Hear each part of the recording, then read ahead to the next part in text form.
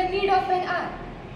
Every college student must have some basic computer skill like writing emails, surfing the internet, making documentations and presentations. All these skills will lead us to have more opportunities in the future. To learn computer and technology skills, it's important to have colleges, computer labs with enough computers, fast internet and right software. Having a dedicated computer lab helps students to build the skills.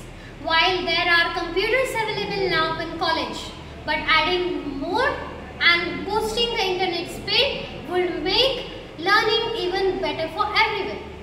If we want to have more opportunities, we need to learn important skills like Online communication, basic computer knowledge how to search the internet, and how to use Google and Microsoft tools. Our college is located in rural area.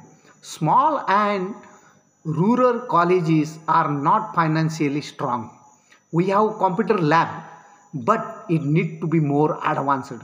For that, we need financial support, financial aid, so that we can provide these facilities more repetitively to students. Without financial support and aid, it is not possible. Career कट्ट्यामार्फत विद्यार्थ्यांच्या विकासासाठी वेगवेगळे उपक्रम राबविले जातात.